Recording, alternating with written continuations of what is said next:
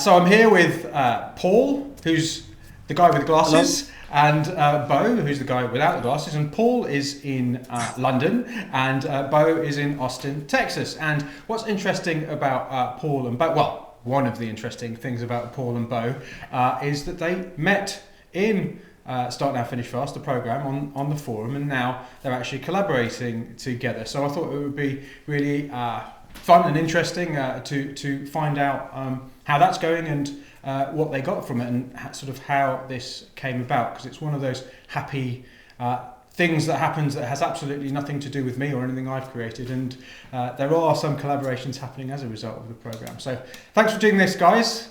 Good to meet you. You're welcome.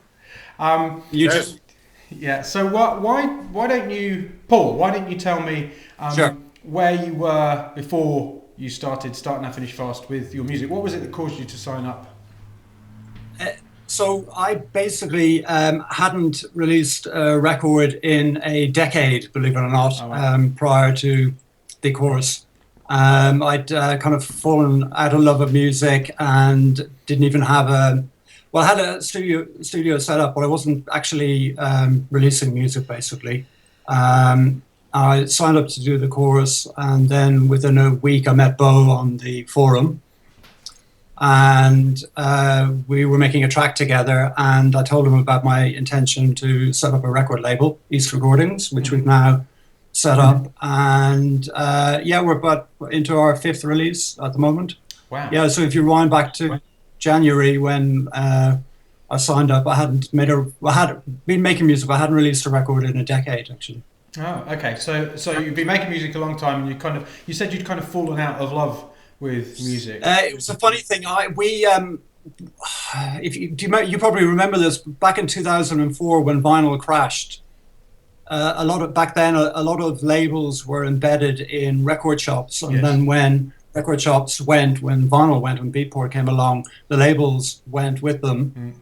And the two labels that I was releasing at that moment in time both went bankrupt within a 3-month period, and the guy I was making music with went on and set up a library music company, which is actually done really, really well here in London. And the one thing I couldn't do, I said the one thing, but I never quite got my head around the technology. I was a bit of a technophobe. So when Casper, my mate that I was making music with, left, I couldn't really do it on my own. So I went off and went to university and didn't really think about music for about a decade. Then bumped into a guy here in London and got talking, found out how great dance music had become again, and kind of come full circle, and house music in particular. And so I actually bought myself a copy of Logic and started teaching myself how to use that. And then got caught in the whole loopitis thing, not finishing music, etc., etc. And then I think I found out about your course in I think it was on a Loopmaster sample pack, I think, maybe. CR2 sample packet, probably. Yeah, CR2. Yeah, you're right about that. So that's how I found out about you. Did a little bit of research beforehand and then signed up to do the course. Excellent. So now you're making music. I mean, is your music making process easy, or is it? It doesn't have to. There are moments. Bo and I are trying to work together actually, and I'm having to get my head around Ableton, which I don't normally work in. So there are a few moments where it's a bit kind of tricky, but on the whole, I'm finishing about an EP's worth of material every month at the moment. Right, that's awesome. And how about you, Bo? Yeah. So where were you before you decided to sign up?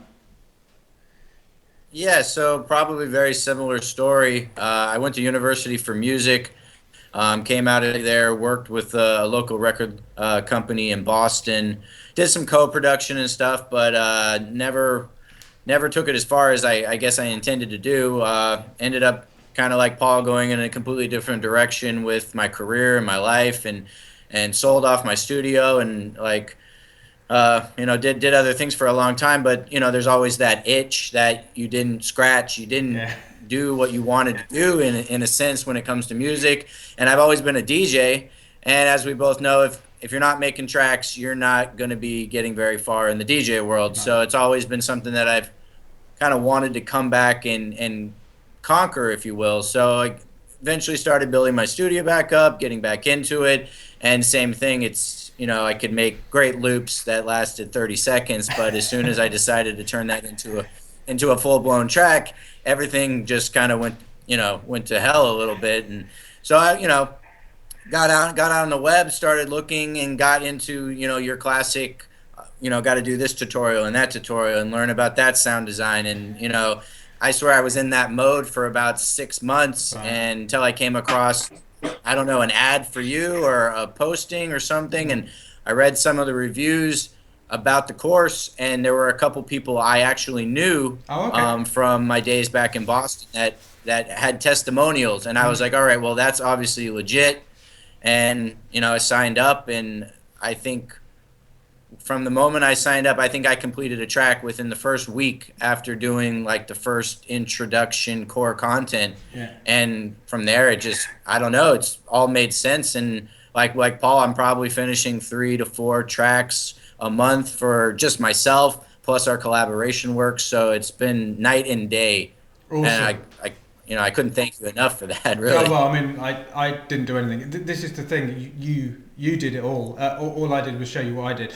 It's like, oh, by the way, here's what I did. Oh, okay. Here's what I'm going to do as well, and then it all kind of works out. But I think it's a really important thing to bear in mind is that you could always do this. It's not. Do you know what I mean? It's not actually rocket science. Right. It's just, I think specifically today with the proliferation of options, literally there is every option possible available to everybody. I think people haven't been given those skills to kind of it's almost like you've got to be aware that you've got the problem before you can fix the problem. And sometimes I think it's just a case of people being aware of the problem of too much stuff, and just how much do you actually need to make music. It's like you don't need an enormous amount of anything, really. You don't need an enormous amount of time, you don't need an enormous amount of knowledge, you don't need an enormous amount of equipment. In fact, the less you have, often the better it is, certainly in terms of kind of progress. So, hats off to you guys, really. So when you when you were actually doing the program, Paul, what were some of the things you think that kind of the aha moments or things that really helped you to go from that, not doing anything to finishing an EP a month? Quite a few things, but in particular, I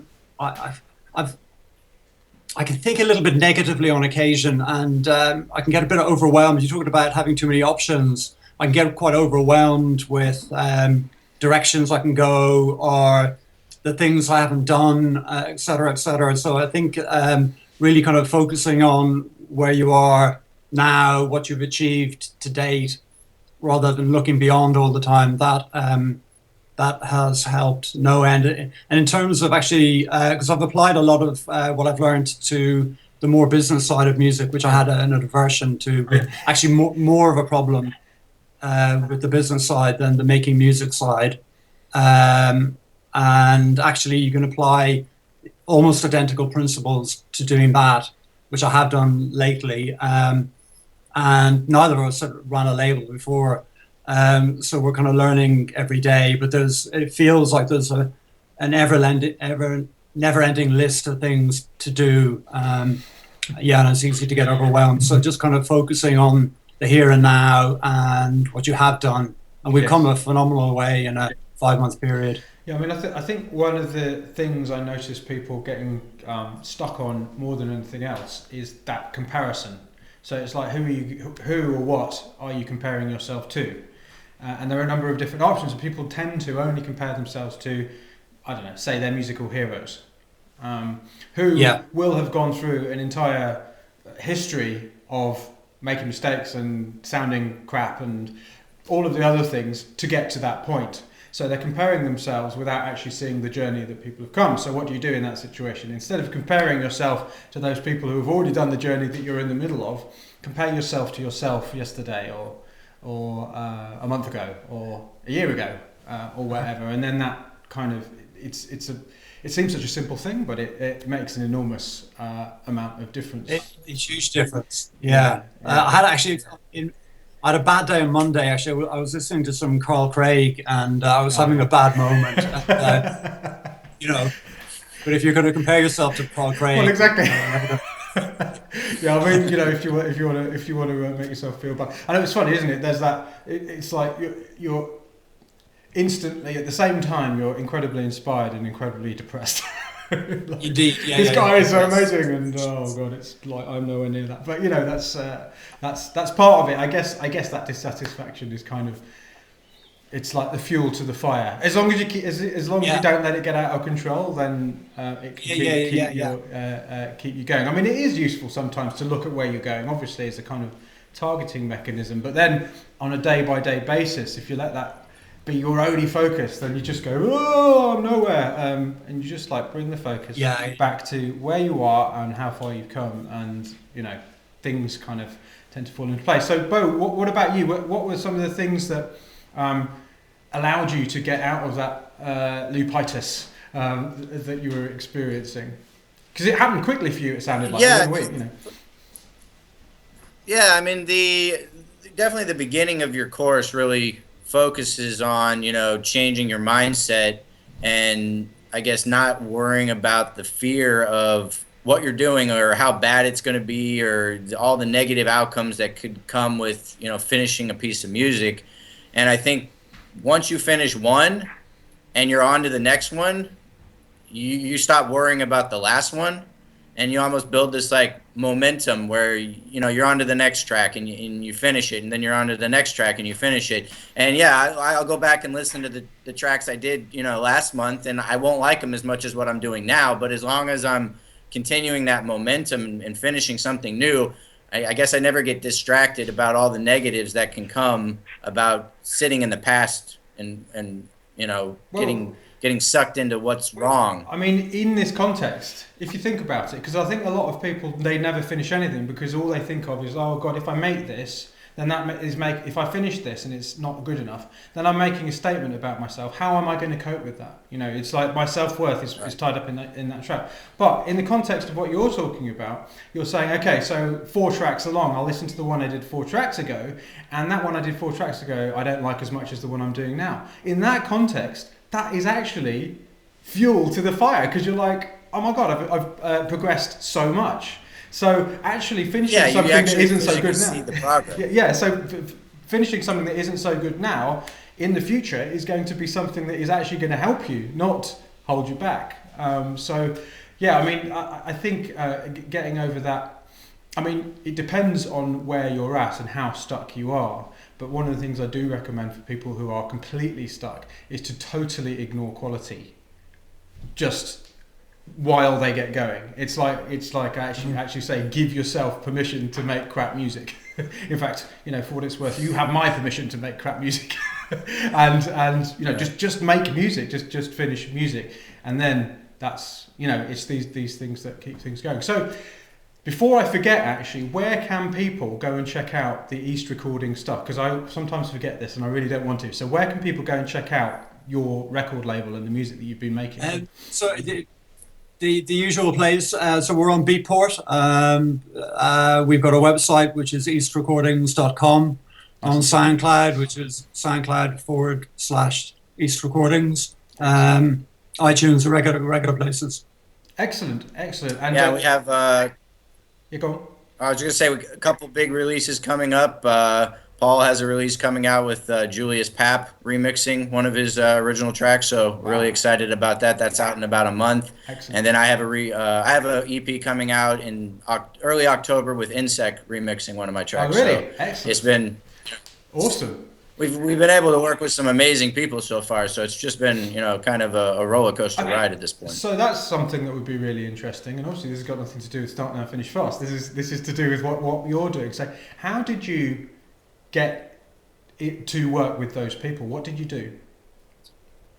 We badgered them a lot. Yes. We asked them. It was, yeah. I mean, I don't know. Like, it was pretty much we asked them if you don't get out there and ask them, if you don't get out there and say, hey, we like what you're doing. This is what we're doing. You know, scheduling is probably the biggest concern. Most of the people that we've, reached out to, they've gotten back to us and said, hey, it's just not going to fit with our production schedule right now. So obviously, and it kind of fits into with, how you talk about, you send out a track, you don't hear anything. Well, it could be a million different reasons why they didn't get back to you. And I think that can be the same way as when you approach somebody to do a remix. If they don't get back to you, there could be a lot of reasons other than they just didn't like what you sent them. So we pretty much just asked some people, and it fit with their schedule, and then, it happened. So was it a case of asking a lot? Sorry, so was it a case of asking a lot of people? And well, we asked quite a fair few people. We got kind of lucky. I think the two tracks were strong. I'm more into house, and Bo's more into kind of tech house. So the two tracks kind of fitted well. I buttered Julius Pap up a little bit, not in an unfair way, but I have quite a few of his vinyls from back in the day, and I was able to talk about those. So and I think we got the initial. I got his email address through the PR company, I think, initially. But we did have to hit up a fair few people who rejected us to begin with, actually. So another thing I think you have to get used to in music a lot is rejection, whether it be sending your music out to a label or to, when you're setting up a new label, then looking for remixes, and, quite a few people will reject you. But just as Bo said there a moment ago, is kind of turning it around and not taking it personally and going, well, it's not because we're rubbish or the music is rubbish. Maybe they're really, really busy and tied up with, 20 other remixes to do. Exactly. And I think that you can make up a story about any given situation. In fact, every meaning that you give any given situation is a story that you've made up. You don't know what the reality of the situation is, which is one of the reasons I always say it's probably not worth asking why, because you don't know why. So if you don't hear back from somebody, the probably one of the least likely reasons is that they listened to the track, thought about it, and went, no, I don't like it. Probably they just never heard it. You know what I mean? So and each of those rejections, I think the best way of looking at them that I've ever found, because I've suffered a lot of rejection in my life, is that each rejection is one closer to a not rejection, is closer to a yes. There's always going to be and once you get rejected a few times, it becomes easier and easier and easier as well. So, well, that's absolutely fantastic news. I'm so chuffed. I didn't know half of the stuff that you've just revealed to everyone. So it sounds like you've got a lot of exciting stuff coming up. So, is there anything you want to ask me before we finish up? Well, just to say thank you very much, actually. We said already, but without the chorus, I wouldn't be here in the position that I am now. It's funny because you do the exercise at the beginning where you kind of see your future self. Okay, I'm not quite there yet. I have to admit, I haven't quite got the condo in LA yet, but a long way there. So thank you, really, actually. Oh, that's okay. That's okay. As I said, it's you that's done it all. I just showed you a possible way of doing it yourself. So everyone go and check out eastrecordings.com for what's going on with East Recording. I'll try and get this interview up soon so that it's relevant to what you've just talked about. Stay in touch, and I will speak to you guys soon. Mike, can I just say one thing before we go? Actually, one little plug. Yeah, we are. We're looking for highly motivated artists with talent. I'm sure there are plenty of them in your forum. So we got to hit us up at info@eastrecordings.com if people have got demos.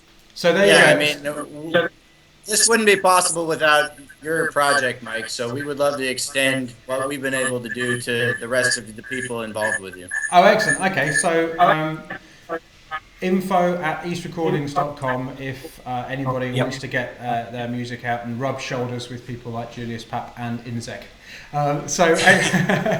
Exactly. All right, well, I will speak to you guys again soon, hopefully. Maybe we can do, like in the future we can do another one and catch up and see how much further you've gone. And maybe you'll be sitting there with Carl Craig next to you or something. Yeah, hopefully, yeah. Perfect. Yeah. Awesome. Take care.